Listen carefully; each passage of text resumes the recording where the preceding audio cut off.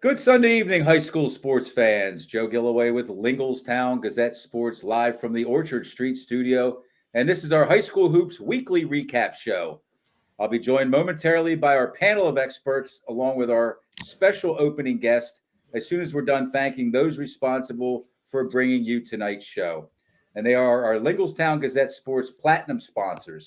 Rickabaw's Electric. Dan's on vacation, getting away from electric for a while. Hope Dan's watching tonight. Payer Apparel, American Legion Post 272, Sam Hartley Decking, Modern Imprint, Hoffman Ford, Ted's Bar and Grill, The Tire Mart, Freedom Financial Wealth Management, Capital Region Insurance Agency, Tonino's Pizza, Team PA, AAU Basketball, Underdog Sports Bar and Grill, and Crystal Bob at Howard Hanna Real Estate. Thank you to those great local businesses for their continued support of Lingelstown Gazette Sports and our area student athletes. Okay, bear with me for a moment here because we got a lot of upcoming shows, okay? Which means we got a lot of awesome student athletes and some coaches, some great coaches. So let me just run down what we got on the ledger here. This Thursday, the 16th, we have 3 Central Dauphin girls basketball players. 3 of the girls that are making a big impact on this successful season so far. Olivia Green, Michaela Matinchek, and Kiana Taylor. Kiana's a freshman. She's one of the top freshmen, arguably. I mean, definitely in the district, arguably statewide. So get a chance to meet them. And then the two goats, the area girls basketball coaches, Bill Wolf and Randy Gambalungi, coming on together. They have had one-on-one matchups, their teams 30 times now, and we'll talk about that rivalry and their friendship. Then Thursday, the 23rd, we have some Altoona girls basketball players, Milana Iyer, Laney Wilt, Zaylin Nguyen Moore. Sunday, 126, we have some all-state basketball players, probably 4 of them. I mean, it looks that way to me. Kyla Correa from Lebanon, Jayla Kozier from Middletown, Amaya Stewart from Wyomissing, and Peyton Dinsher from Jersey Shore. And then boys basketball, 129, January 29th, Alfonso Burnett from Susquehanna Township, Aiden Sally from Big Spring, Cam Sweeney from Hershey, Parker Smith from, help me out, Carlisle. Yeah, unscheduled. These are not scheduled, but we have the players ready to come on the show. Sam Sembrot from Central Dauphin will be on from Jess Hallbaker from State College, Ashley Berkheimer, and then Ashley's from Trinity, I'm sorry. And then a young lady by the name of Macy Yanoski. Maybe our guest tonight knows Macy. Anyway, yeah. So, and then one last show. I'm sorry to drag this out, but one last show that's not scheduled yet. We have Khalif Turner from Milton Hershey. He'll be joined by Alil Batts from Middletown, Tristan Crawford Jr. from Steel High. We're waiting to hear back on J.J. Kelly. He is not confirmed, but we will have a 4th. So thanks for sticking with us, allowing me to get through that there. Just a lot of upcoming, just stud athletes, and again, my friends Randy Gambalungi and Bill Wolf will be together. So I want to first, before we move on, I want to thank Rob Moore from Constitution. He was supposed to be our opening guest tonight. He said he's been in bed sick for like 24 hours. He said he could barely, he's just very not feeling well at all. So once I found that out at the last second, like maybe an hour ago at the most, I got in touch with Josh Smith from Mechanicsburg, and I invited him and tonight's guest on the show together, and a third teammate of theirs. Josh had some business to take care of. The third teammate's out fishing, right, Chance? Yeah. And so we got Chance Janoski here tonight, man. And I'm pumped. I appreciate you coming in at the last second. And you and I met, I think it was just last year at that American Legion. We did a live show. And let me tell you something. It's good luck coming on Lingelstown Gazette Sports shows because you came on the show and then you guys ended up with the district championship later that season, right? Yeah. So anyway, thanks for joining us. Mechanicsburg 11-2 overall, maybe 11-1 if you want to count it that way. The only other loss except to Hershey was to St. Peter's and Staten Island. So 6-1 in the Mid-Penn Keystone, good for second place at this point. A game behind Hershey. And your only in-state, only PIAA loss again was to Hershey. Your defending District 3 6A champs, Coach Mike 5A. Or 5A. Thanks, John. I appreciate that.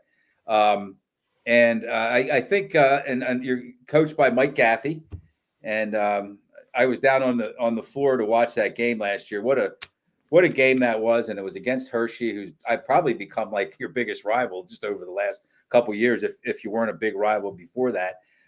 Before I hand it off to my cohorts here, talk a little bit about winning a district championship, being at Giant Center, the hoopla, the noise, I mean, there's a lot going on down there. You know what I mean? Yeah. Talk about the game itself. You just want to go through that just a little bit and how it felt to win that chance.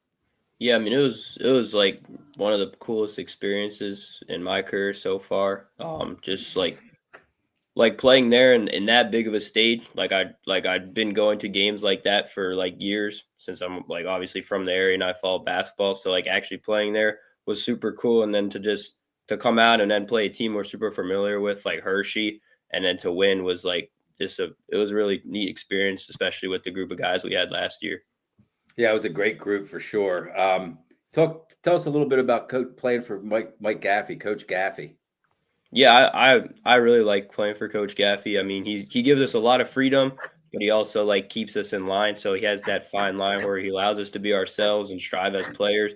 But like if we get too far out and start doing our own thing, he reels us back in and like makes us play good basketball. So he's been really good to me, and he's been really good to the rest of the team. And I think that's like one of the keys to why we've been so successful the past few years.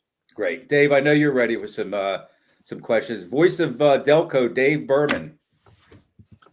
All right, Chance. I tell you what, you're going to West Virginia Wesleyan, right? Division II? Yeah. College. And how'd you get hooked up with that? So like last spring, like the coach just like the assistant coach messaged me on Twitter, and he asked me to come down to like a camp. And it was on like a Wednesday in the middle of the week at like 4:00.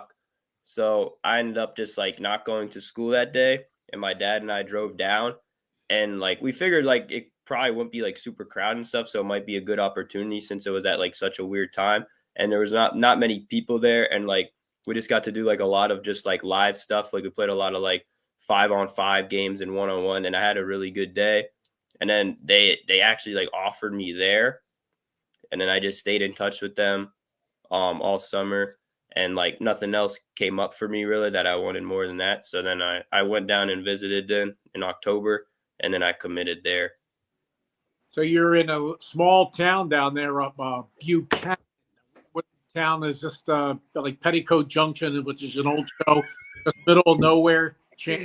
What was your experience down there? Petticoat Junction. I mean,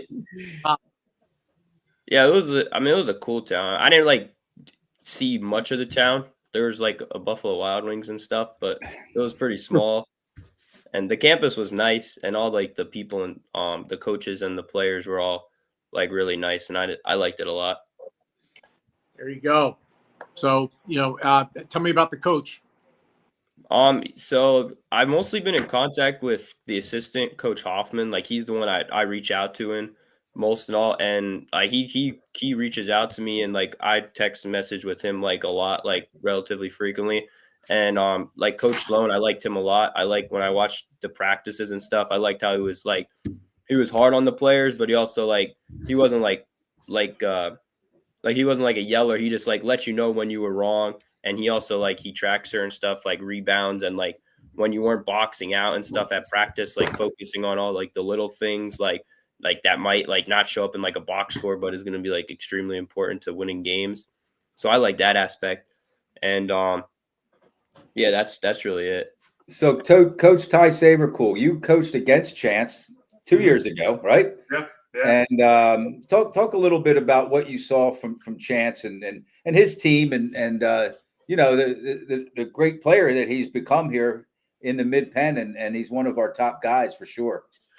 Yeah, I mean, if I can think back on our scout on him, it was to obviously he can catch and score pretty quickly, and we wanted him to put the ball on the floor and change direction. I think that was our goal. Like we didn't want you to be able to catch an attack on a straight line, which is kind of common sense. But I think we felt that we slowed down his ability to score whenever we made him change directions. And we probably didn't do it correctly because I think we got blasted when we played them. So, I don't remember who exactly scored or if everyone scored when we played them. But, one thing I will say, just, kind of like coach talk to player is, Chance, you've done something that I think is one of the hardest things as a player to do, which is to skip a level in your progression. So you went from the freshman team as a freshman to starting varsity and being one of the leading scorers. Not only did you start varsity, like you were right there, which is exceptionally hard. So what after your freshman year, what did you say? Like, I really need to work on this or dial down on this. Like, what did you do to make that jump? Yeah, honestly, I was kind of like really upset after I made the freshman team my freshman year. So I just tried to focus on getting like stronger and just like getting a lot better at like handling the ball. Cause like I was more of like a standstill shooter before that. So like I just worked all spring and summer on becoming stronger and becoming like faster and quicker with the ball, and just ultimately like mostly my offensive game. Just like being able to score at like multiple levels, being able to get to the basket on like bigger and stronger kids, and like finishing in like inside and outside as well. It worked. That's for certain. John? Chance, great having you here on the show tonight. And congratulations on your great year last year. So, so you're a 3-year starter on varsity at Mechanicsburg, right? Yeah. And you're a senior this year going to West Virginia Wesleyan. Congratulations. And you accomplished something last week that many people will never get to experience, right? Tell us a little bit about that, scoring your 1,000th point. Yeah, that was one of the best experiences, like other than winning the district title, because that was something that like I didn't expect to do. Like obviously, like I didn't play varsity my freshman year, so I kind of thought that was like completely out of window. So like I never really thought I would achieve it until like a year or so ago. So like, and getting it with like Josh, who's also a 1,000-point scorer, was super cool to be like the first teammates ever to get that. And like the night I got it, like the way my teammates looked out for me, it was super cool night, because like they all knew like I was close, and they just kept feeding me the ball, and even when I would miss shots, like they continued to get me in good positions to get it. So it really meant a lot. You kind of overcame a condition. There's conditions that help or hinder players from scoring that 1,000, and that what you overcame is that you scored 0 points as a freshman. Most of the 1,000 or 1,500 point scorers, they get out of the gate and score a couple hundred or 100 or 150 and make things a little easier over the next 3 years. And you kind of overcame that situation. Another thing is if you have other scorers on your team, and a lot of times it's not easy to get your own points, but you and Josh were both able to, and that whatever they're going to put in the halls of Mechanicsburg, your athletic hall or whatever, that'll never go away. That'll be there forever. So congratulations, John. Thank you. Yeah. So, last year, Chance, you averaged 17 points per game, right? And what are you averaging this year? I think like 18 and a half. Okay. That's cool. Congratulations. And yeah, and you and Josh Smith are obviously the leaders of this team this year. Tell us a little bit about that relationship that you guys have on and off the court. Yeah, I mean, on the court, like Josh is definitely more of like a yeller, and like he'll get on you, and he'll always get on me. Like he'll always yell and scream at me and stuff. So like it like keeps me in line. Like if I take like a couple bad shots and I'm like not doing like what we're supposed to be doing to help the team win, he always like reels me back in. And then like outside of basketball, he's one of like my best friends, and he has me for a while. So we always hang out a lot and just do fun stuff outside of basketball. So yeah, it's really cool to play and be teammates with someone like him. Awesome. Dave Great. Berman? Yeah, keep me up to date with my man, the son of Carlisle great Perry Owens, who's your assistant coach. How is my man Liam coming along? I saw your game against Mifflin County on the replay the other night. He's a scrappy player. And tell me more about Liam, how he is progressing. Yeah, he's playing really well this year. He's taken a big jump for sure. He's shooting the ball with confidence, and he gets a lot of rebounds and finishes offensive rebounds. And he guards like the other team's big man a lot of nights. Him and Justin like exchange tasks, and then some nights he'll guard like him or Elijah will guard the other team's best player. So he's been huge for us.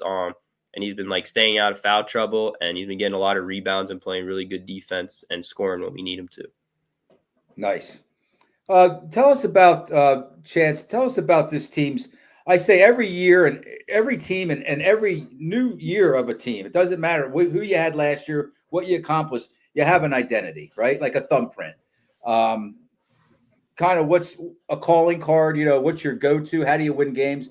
Tell us a little bit about this team, you and your teammates, and as a group. What do you bring to the table when you play, especially against teams like Hershey and Milton Hershey in the tougher games?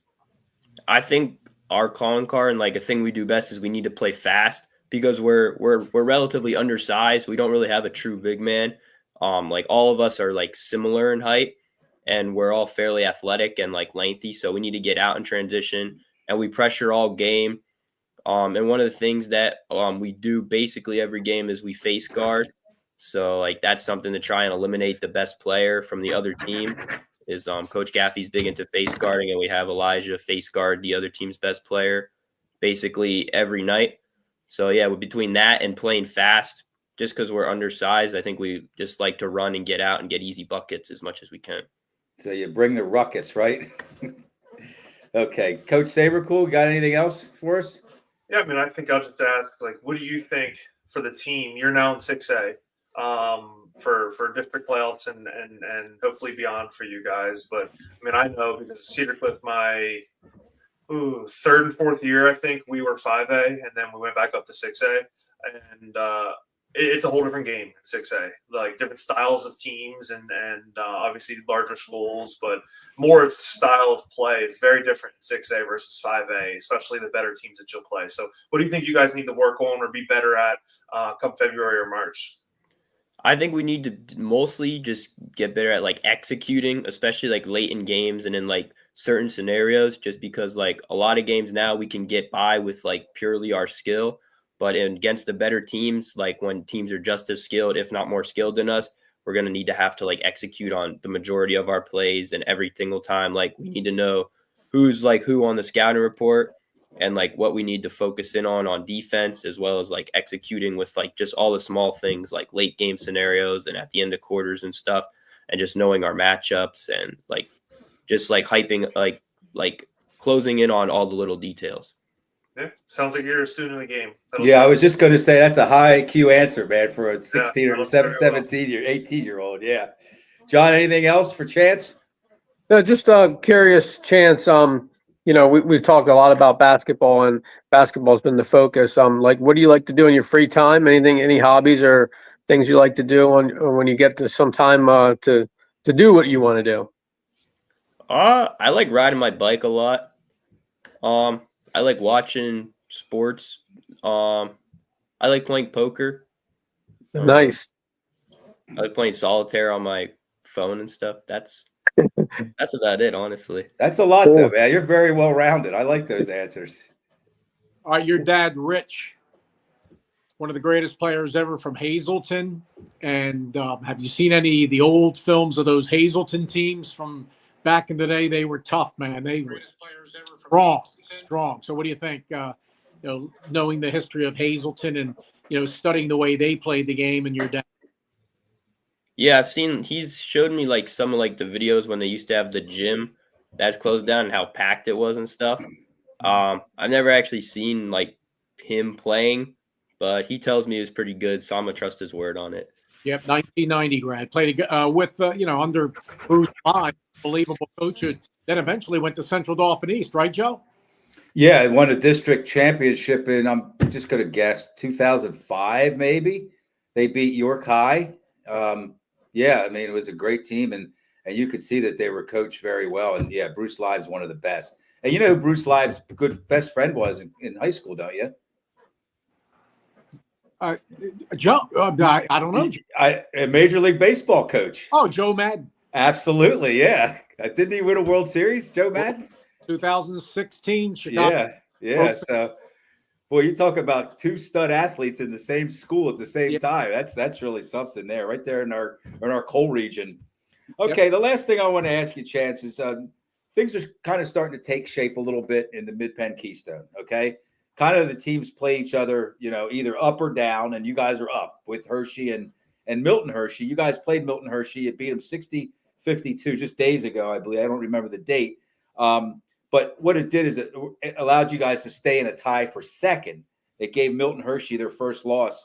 Talk a little bit about that matchup. You guys, you're gonna have to play them again, right? Is that your first game against Milton Hershey? Yeah, that was our first one against them. What was that game all about? Yeah, it was super important because we play Hershey on Friday. So if we wanted to keep like our chances to win the division and go to Mid-Penn's alive, we can't afford to lose another game. So we had to come out and we had to play Milton Hershey, who hadn't lost before us and was higher in like the rankings than we were. So like we knew basically like it would be a tough hill to climb if we were to lose that game. So we had to come out, we had to play hard, and we had to execute. So help me out a little bit here. Just to kind of a little cheat sheet for me. I'm going to have Khalif Turner on the show here, on one of my shows here. Tell us a little bit about Khalif Turner from Milton Hershey. Yeah, he's a really good player. He's their leading scorer, like leading into the game. I know. Like our scouting report was that he could shoot and he could get to the basket. So we face guarded him and limited his touches the best we could, but he still got a lot of free throws. He's a really good player. Good. Dave? Yeah, the last 2 years, PIAA state tournament, 5A level, and you had success against those tough, physical Western PA teams. You beat North Hills, I see here, 2 years ago. Last year, you beat Gateway in the first round. What is it like playing against that type of style? WPIAL, WPIAL. I mean, in those two games, those have been definitely two of like my favorite games. Like I really like going out and playing North Hills because I'm not gonna lie, we did not expect to win because they had like the Marquette commit who was like 6'9", so we just kind of went out there and like was just ready to play and have fun, and then coming out with the win, like an unexpected victory, was super cool. And then having the home playoff game last year against Gateway was like a super crowded and super like enthusiastic environment, so that was really neat to play in front of too. Yeah, then you had to run into Shaler the next game. So they were just really, really tough. But anyway, yeah, great experience for you, man. We'll see what happens this March. Yeah, thank you. Okay, Coach John, any other questions for Chance before we let him go? No, just say good luck the rest of the season. We'll get to see you guys in person next week, not this coming week, but next week. I think when you play Cedar Cliff, it's their senior night, so I'll be at that game just to see some of the kids that I used to coach. But I'll see you guys play there. So good luck. Thank you. Good luck the rest of the way. Thank you so much. Yeah, thank you. This is senior guard, Mechanicsburg Wildcat guard Chance Yanoski. His team's out to an 11-2 or 11-1, whatever you prefer. The other loss was to an out-of-state team. Overall record and 6-1 in the Mid-Penn Keystone. Big game against Hershey coming up. He's committed to West Virginia Wesleyan, and definitely one of the best players around here, and probably beyond around here. And we're really excited for you guys. Chance, thanks for coming on. We really appreciate it. Yeah, thank you guys. I appreciate it. Tell Coach Gaffey we said hi. I will. All right. Take care. Enjoy your evening. Okay, so that was pretty impressive. I mean, He's an impressive young man there. That was impressive. Dude Very well spoken. I mean, like, yeah, most kids would be nervous, and he's just completely comfortable. I told him, we only talked an hour ago, and I said, you'll have fun. And I was kind of like, kind of coaching him up for being on the show because I was going to bring them all three on with Josh Smith and Justin Bardo, and the other two couldn't make it. And I thought, oh man, I hope he's okay with it. He was fine. He goes, well, I'll be fine. No problem at all. So anyway, let's move forward here. Let's talk about some games. And we're going to have Coach Rob Moore on, I think, in 2 weeks now, since he wasn't able to be with us tonight. Let's start with Central Dauphin. And the only reason I'm starting with Central Dauphin, they beat Altoona. They won 2 games. They beat Altoona by a lot. Let's just say by a lot. Wayne Fletcher II scored 1,000 points, or his 1,000th point. And he had a really good game the next game, too. So hats off to Wayne Fletcher II, who, along with Chance Yanoski from Mechanicsburg, they both got their 1,000th point. Wayne kind of went about it a little bit of a different way. He played all 4 years. He started all 4 years and probably averaged, between 15 and 20 points a season the whole way through. But he's a really good player. He's committed to Navy, and hats off to Wayne Fletcher the second. Wilson 54, Muhlenberg 39. I mentioned that because CD has to play Wilson here on the 13th. That's tomorrow, yeah. And Muhlenberg's tied with Berks Catholic and Governor Mifflin in the Berks 1 league. Missing is Reading, So there's a 3-way tie. Like we say every week, we have like some really tight divisions up here in the Mid-Penn. That Berks 1, it's great basketball down there, guys. You know that. And Berks 1 is a 3-way tie going into this week. Carlisle 57, Harrisburg 55. Let's talk about Harrisburg just a little bit. Back-to-back close games, They lost to Central Dauphin. I think it was 59-55. 55. Yeah, last Friday. For better or for worse, Central Dauphin's one of the top teams in the Mid-Penn. We know that. And Carlisle's another one of the top teams, and they lost to them by 2. So maybe turning a corner. It's too late to really kind of make a splash on this, 2024-2025 season. They're not going to win. They're not going to win the Mid-Penn Commonwealth. Probably not going to make the District 3 tournament. But you know what? I'm going to bring you in, Coach Ty Savercool. Have you ever had a team like that where, they started to take shape maybe later in the season, started doing some of the things you'd hope you could get out of them earlier in the season, and you just kind of push yourself through the finish line just to be prepared for next year and finish with some energy? Yeah, we had a group. I think it was my third year that Charlie Werner was a freshman. He was a starting point guard. And we had a couple sophomores that played for us. And we were young and had a team last year that we lost a lot of pieces from the prior team. So it was making sure the kids played the right way, continued to get better as the season went on. They did. And then that catapulted us into the next year team that, started the year undefeated until Joey Zavorsky got hurt and kind of changed our course of the season a little bit. But that growing pains that we went through with that group that year, propelled us into those next 3 years that were the best in school history. So, yeah, absolutely. Sounds like Harrisburg they're playing the game the right way. They're doing all those things. They just kind of lack that skill set or scorer that can just kind of get them over the hump and knock down some buckets for them when they need it. Boy, you had some misfortune there, Ty, at Cedar Cliff between the injuries, the transfers, the prep school. I'm sorry. I know that's not what this is about. Boy, you muddled through a lot, buddy. Go ahead, Dave. I'm thinking here, I'm looking at Harrisburg's schedule. They have 11 games to go. I think they can go 7-4 the rest of the way. They may be able to. I mean, literally and seriously, they may be able to, I'm looking at 7-4. That would be 11-11. I don't know if that's going to be good enough to get them in the top 16. Well, we'll see.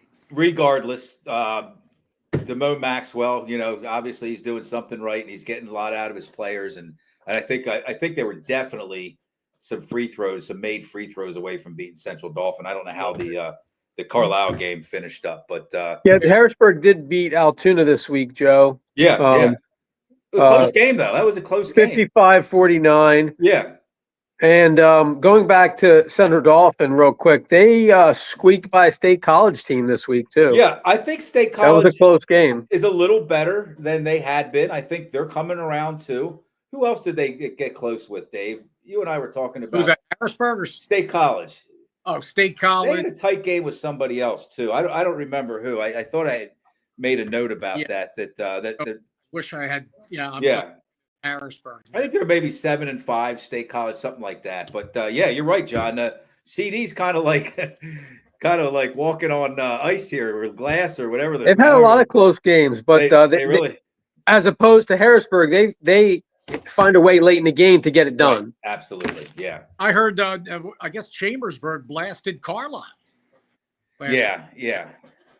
This is kind of around the juncture, the time of the season where Coach Sean Scheffler gets his guys kind of in shape, right, Ty? I'd rather play them in December than February. Exactly. They just really start to get better right about now. So let's go down and see if there's any more games. McDevitt 61, Susquehanna Township 58. McDevitt won without freshman Demir Arp. So good win, with or without him. But that's definitely And then a battle of the Springs, Boiling Springs 62, Big Spring 53. Big Spring's struggling. I think they have about at least five losses in a row. They really need to get their big man back, their rebounder.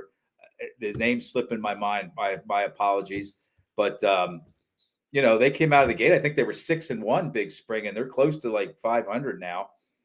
Yeah, they were 6-0 until they lost to 6-0. Steel High. Okay, it kind of sent them. I'm going to mention this because Donegal 66, Lancaster Catholic 59. Lancaster Catholic, they also lost to Elko more recently than that. 0-12. What happens there? They still haven't won a game. Yeah, I understand ebbing and flowing, but man, that is an ebb for the ages there. They just won 5 or 6 years ago, John? Didn't they beat McDevitt in a district? Yeah, they were always getting to the 4A district championship or making a run in the playoffs, and they just fell off the map the last few years here. Mm-hmm. Keep in mind, my buddy Gene Lambert of Octorara. They're located in Chester County, but they're in the Lancaster League the last 4 or 5 years. And they are now 13-1, ranked 4th in District 3 5A. That's a good shout out for Coach Lambert and his guys, Dave. How about York Catholic 57, Steel High 53? Tough loss for Steel High, man. It knocked them out of the top 4. You have to finish 1 through 4 in 2A. And York Catholic. I actually saw York Catholic play last Saturday, not yesterday, but the Saturday before.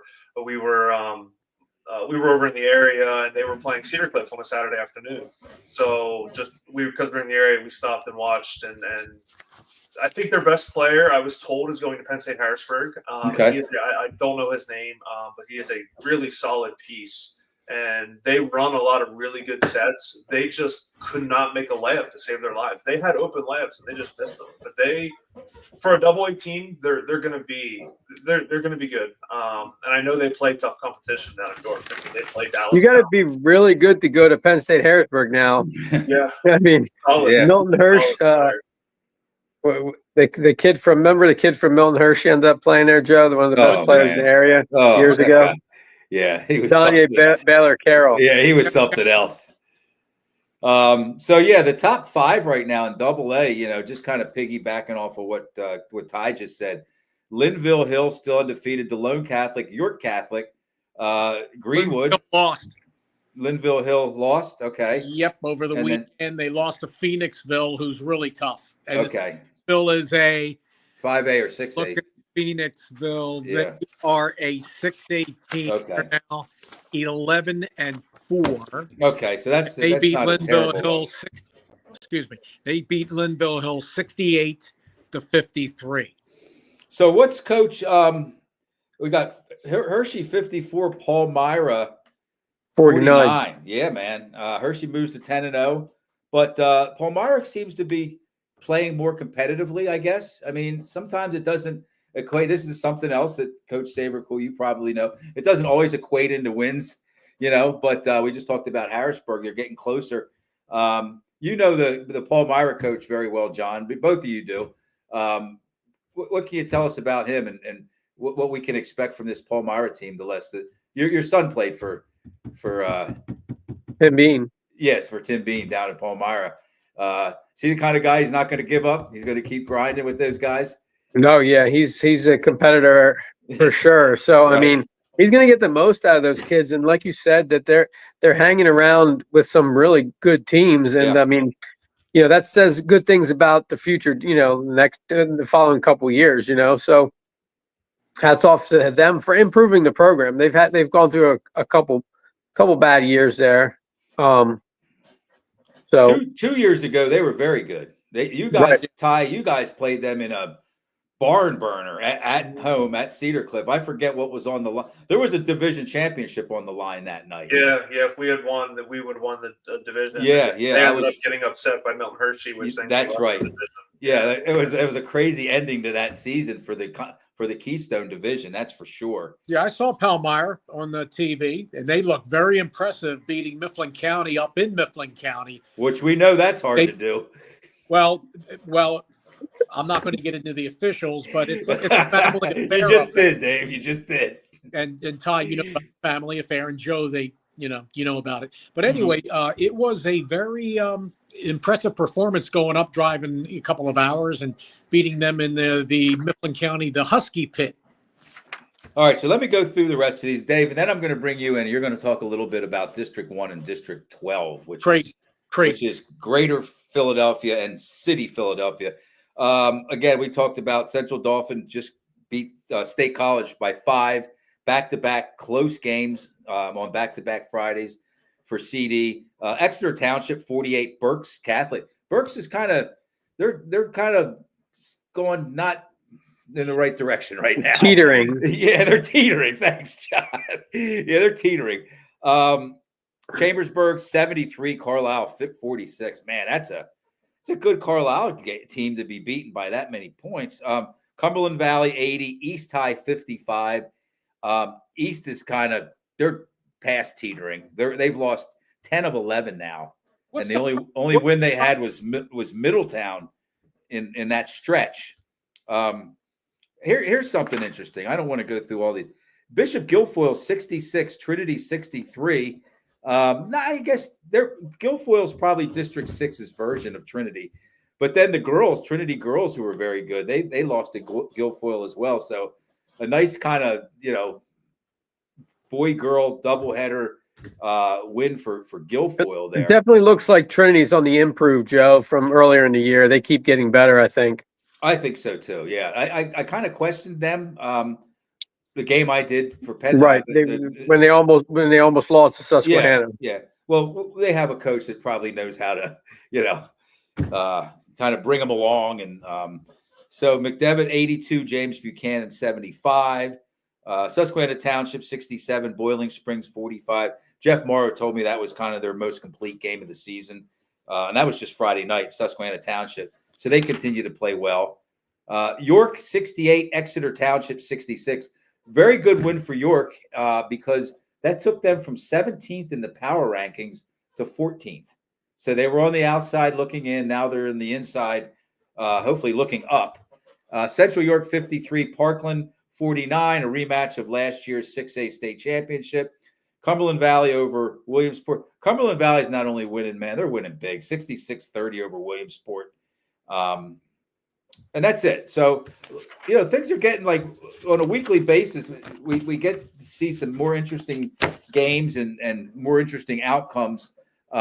Dave, how about telling us a little bit about, you and I talked earlier about some of these District 1, and again, District 1 is suburban Philly, I think there's 4 counties outside of Philadelphia, and then District 12 is Philadelphia City. What do you got down there? District 1, 6A, top 10, Lower Merion 9-4, but they lost last night to one of the top 5A teams in the same league. Pencrest undefeated. Keep an eye on Pencrest. Lower Merion 9-4, Conestoga 10-3, Coatesville 10-3. Fourth is Central Bucks East 11-3. Garnet Valley lost to Springfield last night. Garnet Valley's 11-3. Sixth is Central Bucks South, 12-3. Seventh is Plymouth Whitemarsh, who lost at the best team, District 1 5A. We'll get that in a minute. And then we have Mafacton 9th, Abington 10th at 9-4. That's District 1 6A. 5A, Upper Dublin's a team that only lost 2 Lower Merion. This is 5A. They're 14-1. Pencrest undefeated, 13-0. Potts Grove 13-2, Marple Newtown 10-3, Springfield Delco 10-3, Upper Moreland 11-4, Holy Ghost Prep 8-6. Sun Valley lost to Potts Grove last night 10-4. And it's teams below 500. Chichester 6-8, Unionville 7-7, and they take in 5A they take the top 12. So and then you have Springfield Township who's 7-5, but they're ranked 12th. You'd think they'd be higher, but they play too many small schools. So what does Unionville have this year? Central Dauphin plays them here coming up real soon. I think it was a home and home. They played them last year too. Yeah, they're okay. I mean, they're well coached by Chris Coles. Let's see, they lost to Chichester in a close game. Is not bad. They're okay. Okay. So Central Dauphin goes down there. You said?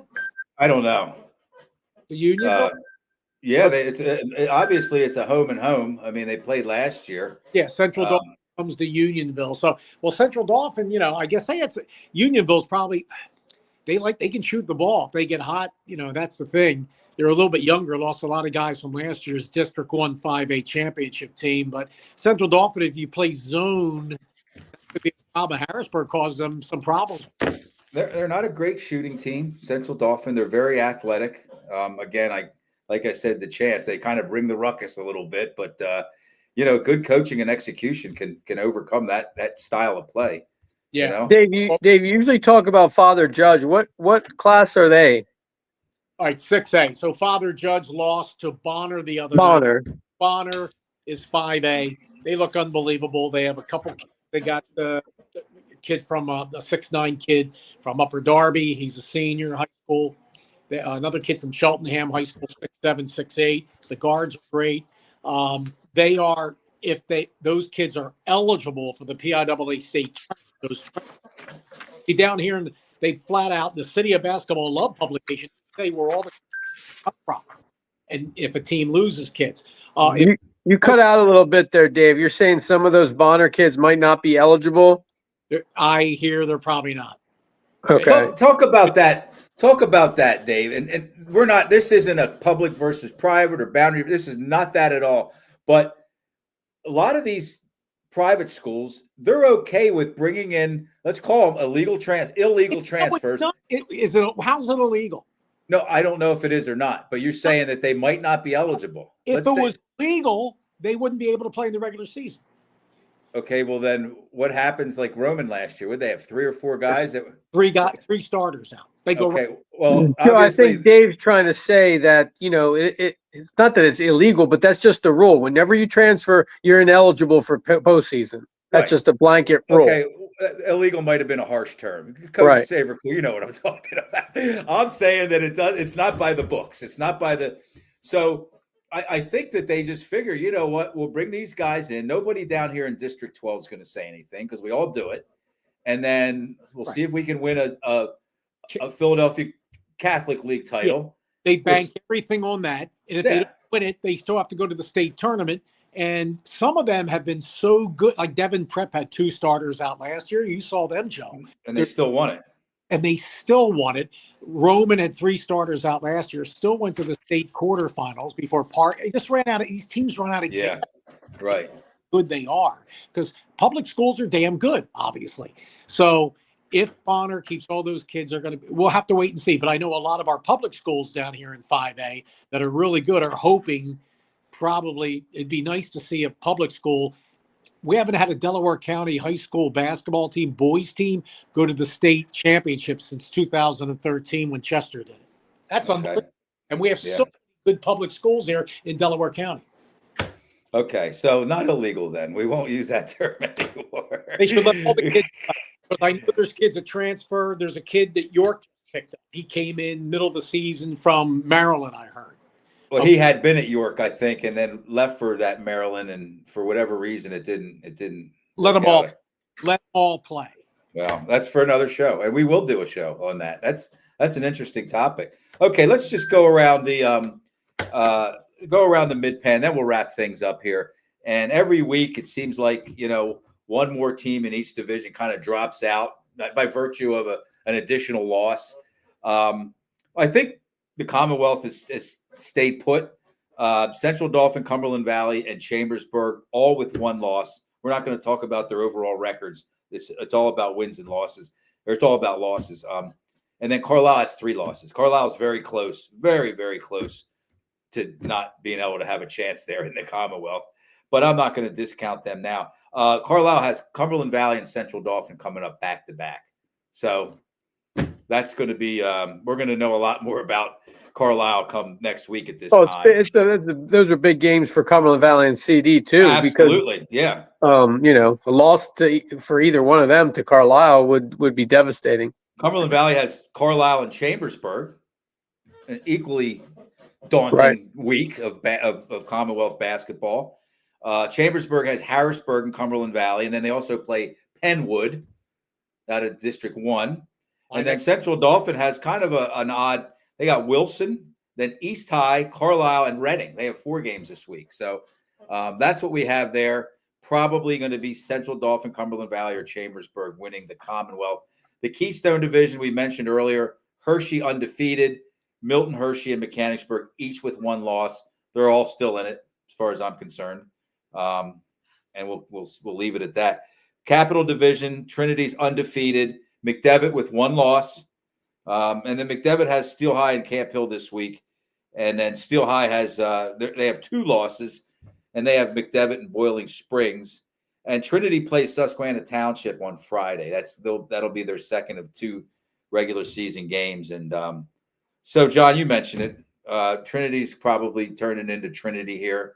They have a coach that Larry Kostelak Jr. that knows how to get his teams ready to play their best basketball at the right time. And so we'll see. We'll see what McDevitt can do. And then the Colonial, Middletown's undefeated, and then no other team in the Colonial has only 1 loss. East Pennsboro and Waynesboro each have 2 losses. So things are taking shape there.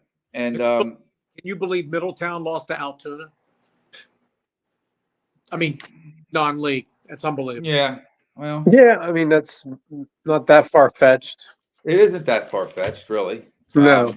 It is a 6A school, but still. Yeah. Yeah, and I use that kind of lightly a lot of times, but I think that's kind of, and Ty, you talked about it earlier.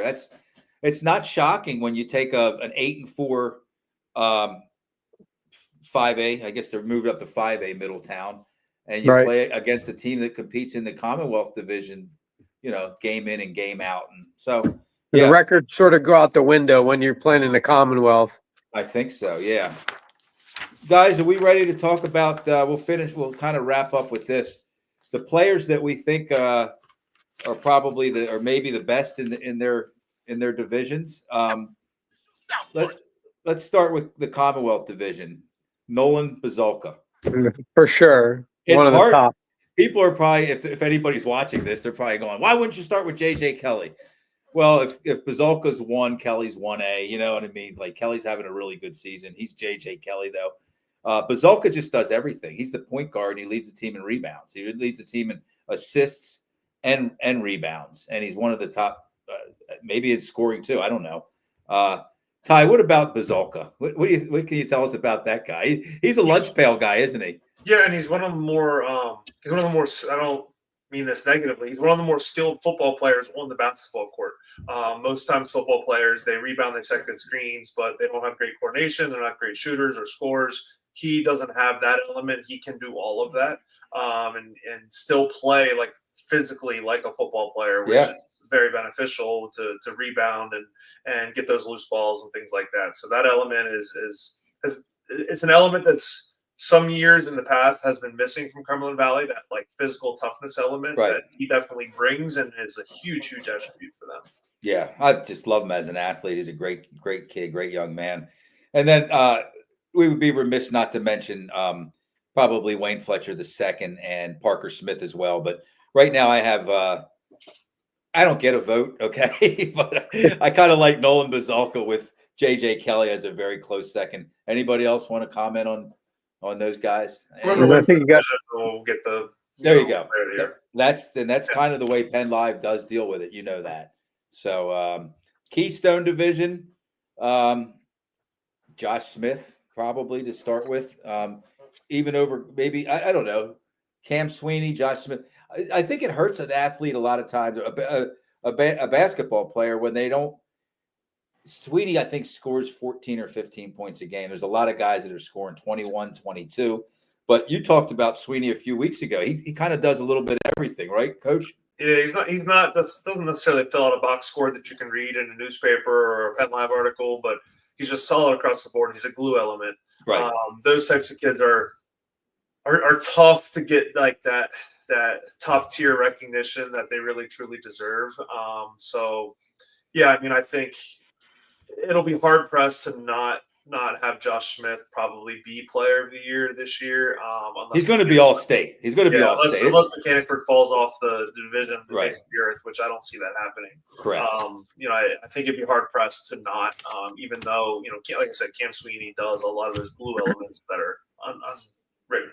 So probably the three there with, to me, Josh Smith leading would be Sweeney and then Khalif Turner. I mean, I'm just hearing about him, but I hear he's really good from Milton Hershey. And incidentally, they're the three teams. We had 4 players from 4 teams in the Commonwealth. They're the top 4 teams. And then just kind of piggyback off of what you said, Ty, usually the better players are representing or playing for the better teams. And the 3 best players in the Keystone right now are probably all from the top 3 teams. Capital Division, Owen Schlager.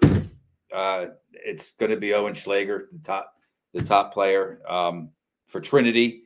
And, 4-year starter, 1,000-point scorer, does everything well. I think, that's the way I've watched him play, that he does everything well. Steel High kind of has, 3 or 4 pretty decent players, pretty good players, actually. They kind of, sometimes they cancel one another out when they're on the same team. Guys, you know what I'm talking about there. None of them really stand out. You got Tristan Crawford Jr. and Kashmir Mangus. And so, and then, of course, Aiden Sally. And I'm not talking about Aiden Sally first because his team's not doing as well, but he's a tremendous talent. And I got a chance to finally see him play a week and a half ago. And so I think Sally and Schlager probably for my dime. What do you think, Coach Sabercool? Probably the top 2 players in that division. Yeah. I mean, Schlager. I mean, he's held that for the past year or 2 years. So yeah, hard to break into that. Yep. I can't. I actually got from the Penn Line, I got a free article, and it has the scoring leaders. Joe, I can actually tell you the top scoring leaders in District 3. I can tell you that from PAD3 Hoops. Also, they do a very good job. Who's doing that? That's good too. Yeah. What's his name, Ty? We can shout him out. I just saw his name. Yeah, he does a really good job, and that's all dependent on the coaches. Somebody from the schools submitting the information, but he seems to really do a great job at keeping. Did you mention Ty, one of your guys, Colton Rose? Did I miss that? That's Red. He's Redland. Oh, I'm so, my bad. Cedar Cliff. But a very good player, right? Yeah. Oh yeah, heck of a player. Can really score. 43 pointers. Yep. Really an excellent shooter. Yeah, we're not picking any MVPs here. We're just throwing names out, the players that we like. They're having good season. Super sophomore for Carlisle, 89 rebounds. Woo-wee. Royal. Man, he's a handful, man. He's kind of turned it on at the end of the game against Central Dauphin, in the second half.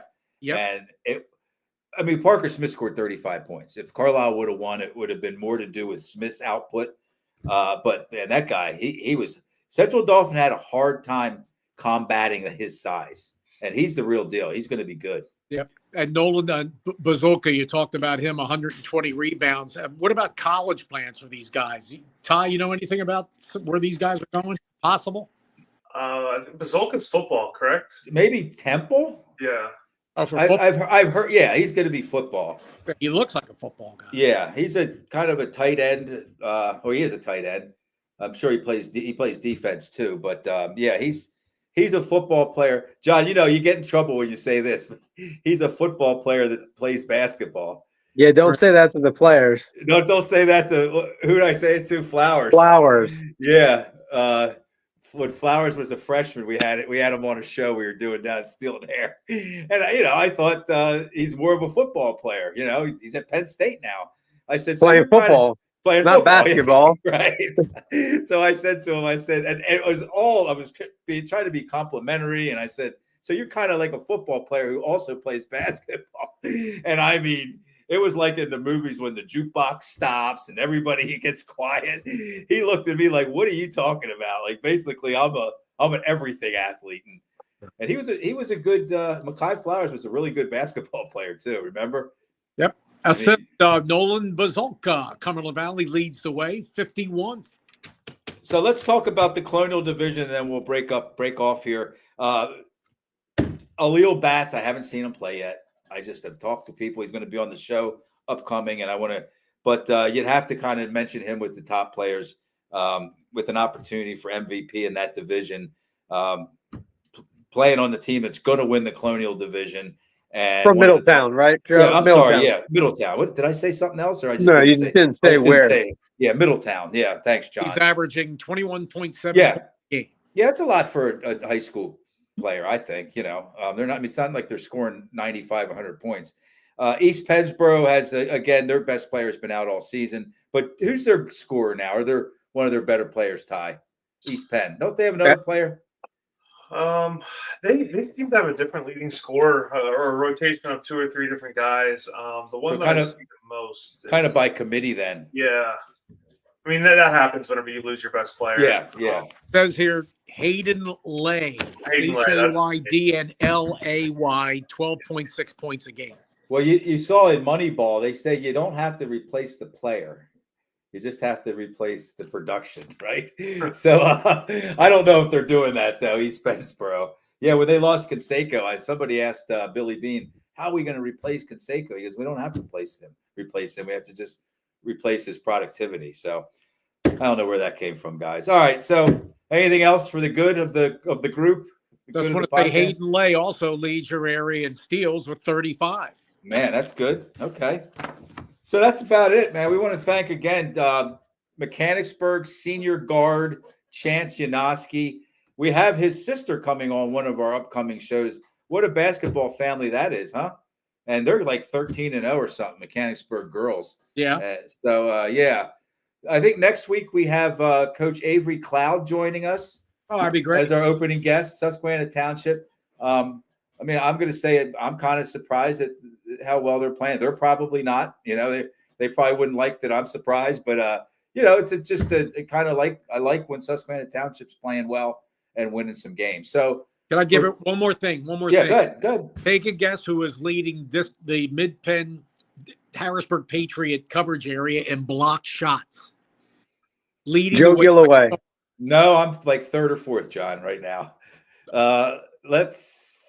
Oh man, 41 block shots. His Nico DeFrank. Yeah, where's that Lower Lower Dolphin? That's right. Yeah, good for him. So yeah, that's an average of probably 3 blocks a game, somewhere around there. That's a lot. Pretty That's good. All right, fellas, I really appreciate as always, Coach Ty Savercool. Thank you. Enjoy the rest of your Sunday. The voice of Delco, Dave Berman, always a blast. Appreciate it. John Velios, my Linglestown Gazette sports partner from the beginning, right? This has been going on for 8 years now. So that was a fun show. Thanks to Chance Yanoski from Mechanicsburg. He was a great guest. If somebody's just tuning in now, I'll end with this. And you didn't see Chance Yanoski at the beginning of the show, he came in just after the introduction. Go back and watch him. Very impressive. He was smart. He was just everything about that interview was great. And I'll let you watch it on your own. So thanks, guys. And let me just thank the sponsors once again. Rickaboz Electric, Payer Apparel, American Legion Post 272, Sam Hartley Decking, Modern Imprint, Hoffman Ford, Ted's Bar and Grill, The Tire Mart, Freedom Financial Wealth Management, Capital Region Insurance Agency, Tonino's Pizza, Team PA, AAU Basketball, Underdog Sports Bar and Grill, and Crystal Bob from Howard Hanna Real Estate. Thanks to these great local businesses for their continued support of Linglestown Gazette Sports and our area student athletes. Thanks to the viewers for tuning in. We're getting between 1,000 and like 1,300 viewers every week. That's big time. We really appreciate it. Have a great evening, everyone. See you guys. Go Eagles all the way.